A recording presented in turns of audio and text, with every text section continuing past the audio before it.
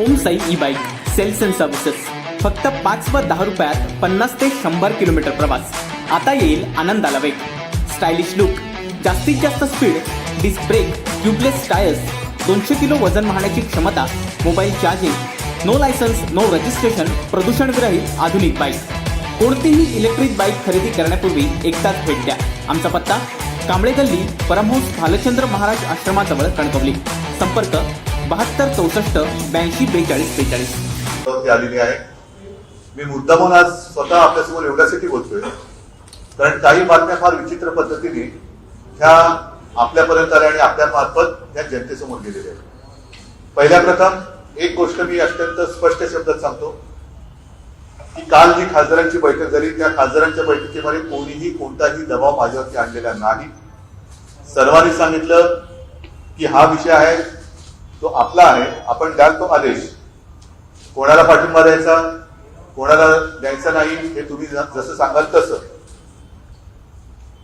आजही मी भूमिका स्पष्ट करतो आहे कारण आज सुद्धा आता तुम्ही बघितलं असेल इकडे सुद्धा गर्दी आहे. मातोश्रीवरती सुद्धा रीग लागलेली आहे.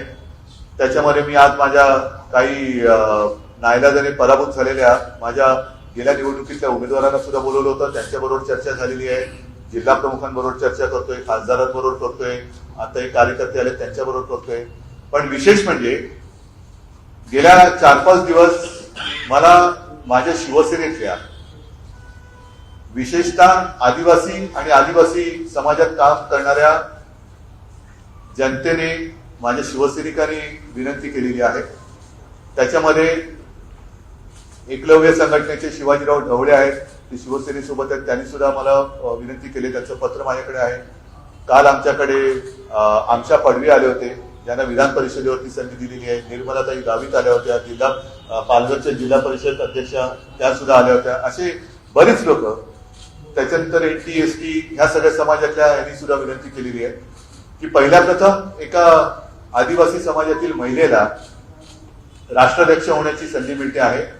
आमच्या समाजाला एक नाही म्हटलं तरी एक वेगळी ओळख मिळते आहे की आदिवासी सुद्धा केवळ आदिवासी नाहीत तर देशाच्या सर्वोच्च पदी विराजमान होऊ शकतात. तर आपण त्यांना पाठिंबा दिला तर आम्हाला सगळ्यांना आनंद होईल. आणि ह्या सगळ्या गोष्टीचा विनंतीचा आणि प्रेमाने सगळ्यांनी जो काही आग्रह केला मला त्या सगळ्याचा मान ठेवून शिवसेना राष्ट्रपती किंवा राष्ट्राध्यक्ष पदासाठी द्रौपदी मुर्मूताई यांना पाठिंबा देत आहे.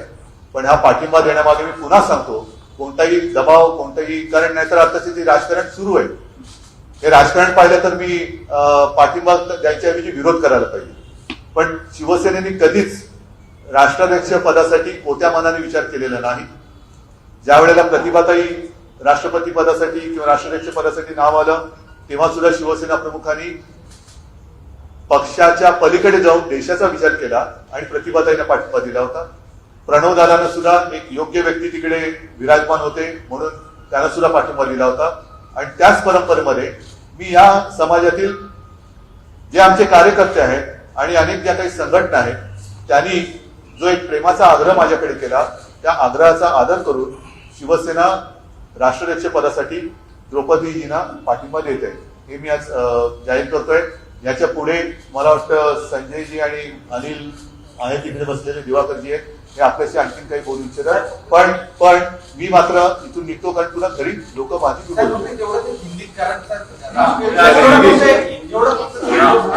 हिंदी में हॅलो पंचायत काय होते ज्या वेळेला शेवटी भावनेने बोलतो ना तेव्हा पटकन दुसऱ्या भाषेत बोलणं अवघड जातं. आणि मी प्रामाणिकपणाने सांगतो उगाच काहीतरी आव्हान. मैंने अभी जो बात कही मराठी में कही मैं हिंदी में दोहराता हूँ.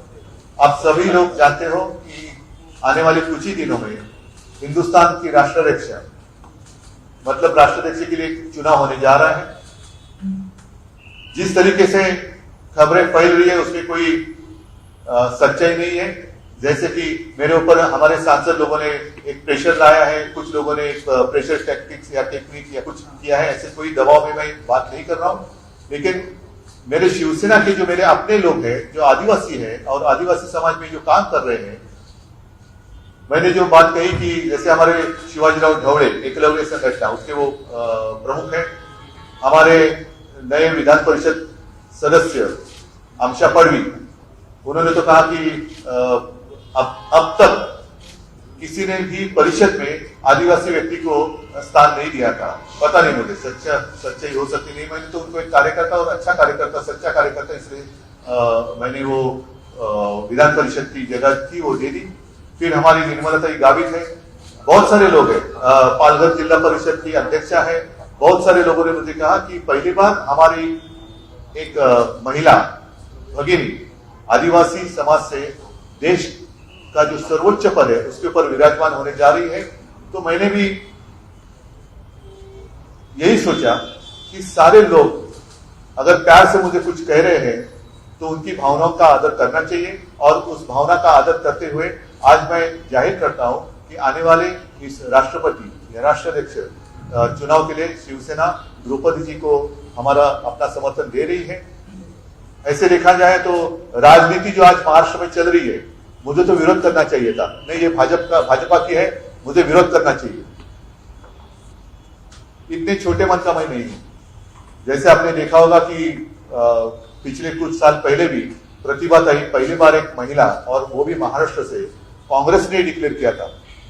हमें तो विरोध करना चाहिए था, लेकिन बाला साहब तब थे, उन्होंने कहा कि नहीं, मेरी एक महाराष्ट्र की महिला और एक महिला वहां विराजमान होने जा रही है तो मैं विरोध नहीं करूंगा। फिर बात आई प्रणव दा की, तब भी बाला साहब जी ने कहा था कि नहीं, देश की प्रतिमा ऊंची रखने के लिए एक काबिल व्यक्ति है, प्रणव दा एक काबिल व्यक्ति है, तो पक्ष में बीच में नहीं लाऊंगा, पार्टी की राजनीति में बाजू में रखूंगा। और शिवसेना ने उस वक्त भी प्रणव दादा को समर्थन दिया था। वही परंपरा कायम रखते हुए मुझे जो मेरे कई सारे आदिवासी शिवसैनिक माता और बहनों ने भी कहा था रिक्वेस्ट की कि अगर आप समर्थन देंगे तो हमें खुशी होगी, तो उनकी जो भावना है उसका आदर करते हुए मैं द्रौपदी जी को शिवसेना की ओर से समर्थन देता हूं। और आने वाले समय में जब वो राष्ट्राध्यक्ष बनेगी तो मेरी यही इच्छा और शुभेच्छा शुभकामना है कि हिंदुस्तान जो आज की स्थिति में चल रहा है उससे उभर कर आगे बढ़े और एक समर्थ देश पूरे विश्व के सामने आए। यही मेरी शुभकामनाएं। सबको धन्यवाद देता हूं। और आगे संजय जी और अनिल जी कुछ कहना चाहते हैं तो वो अपनी बात रखेंगे, लेकिन मैं निकलता हूं क्योंकि मेरे यहाँ घर में भी अभी लोग कुछ आए हुए हैं, उनको मिलने के लिए। राजनाथ सिंह यांचा फोन तुम्हाला आला होता, आम्ही भडकले होते, तुम्ही काही किस्सा झालाय, तुम्ही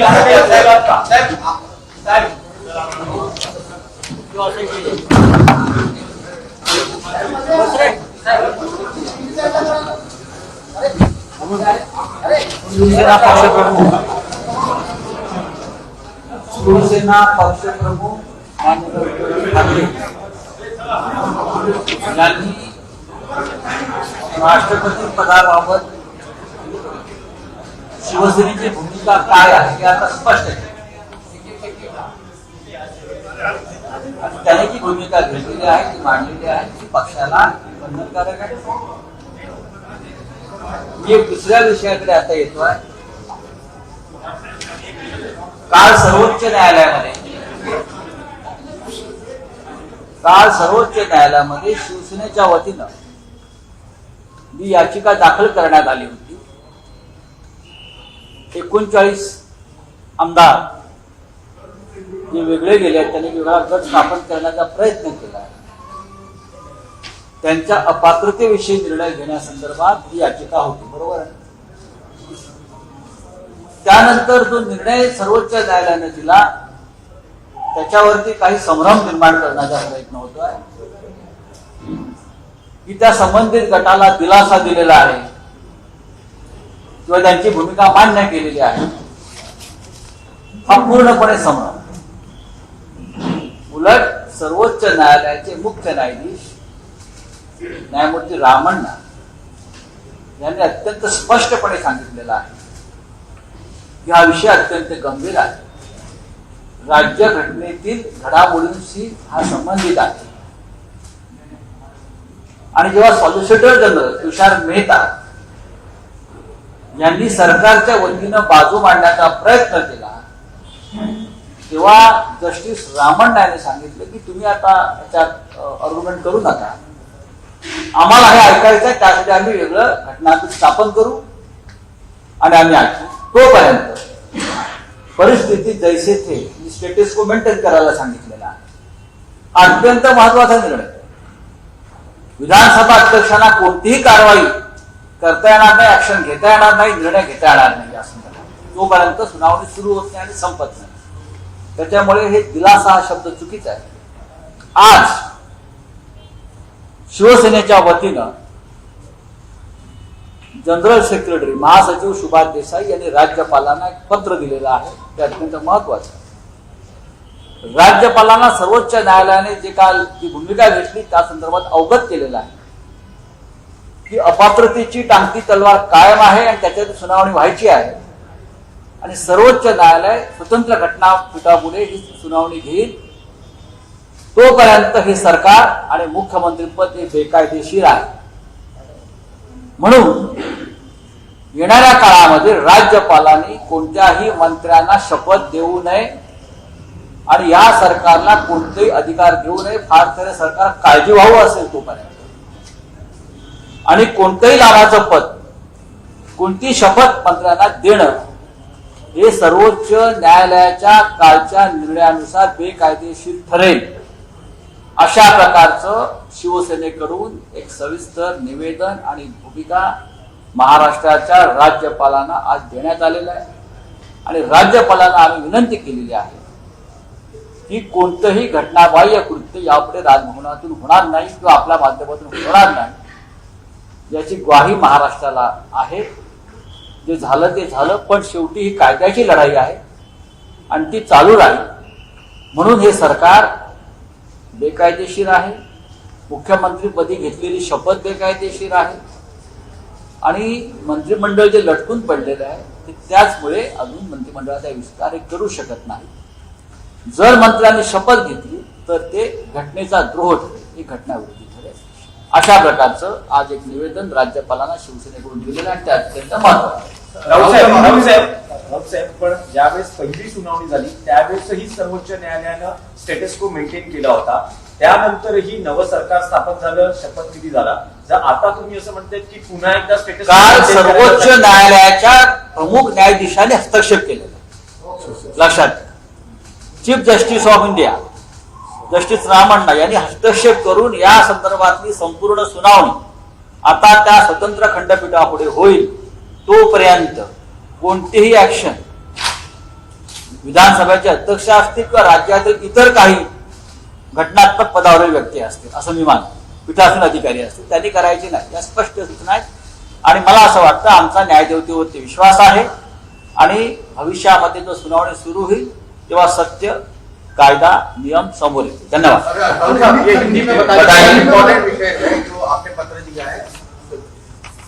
देखिए, कल देश के सुप्रीम कोर्ट में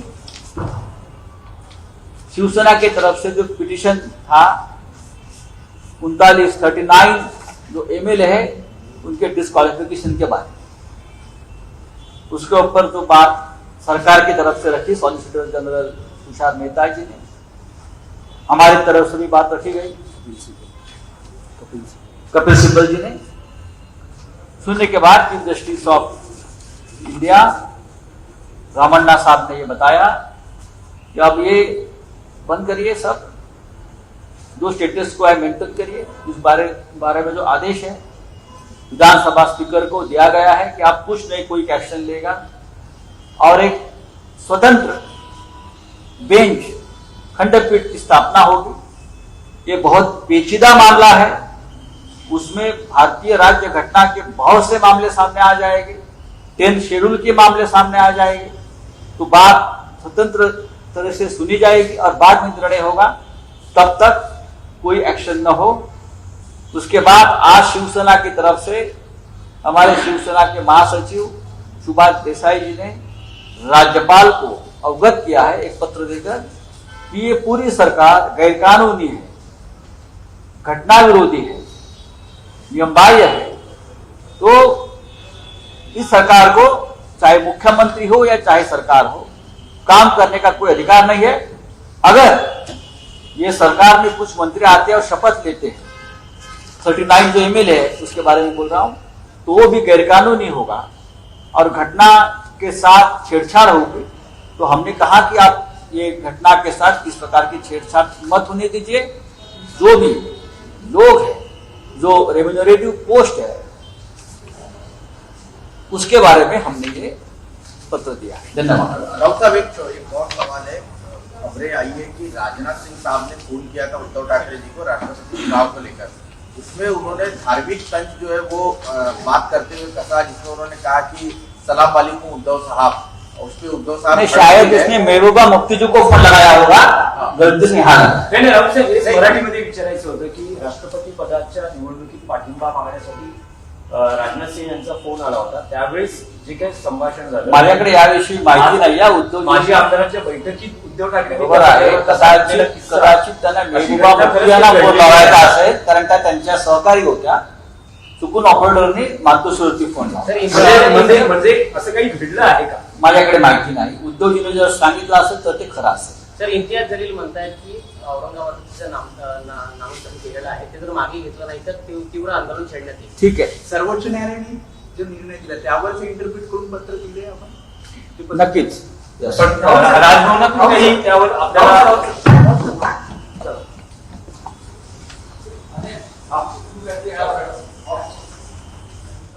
असे नवनवीन व्हिडिओ पाहण्यासाठी कोकणशाहीचं यूट्यूब चॅनल सबस्क्राईब करा व बेल बटन प्रेस करा। तसेच फेसबुक पेज लाईक करा आणि इंस्टाग्राम पेज व ट्विटर पेजला फॉलो करायला विसरू नका।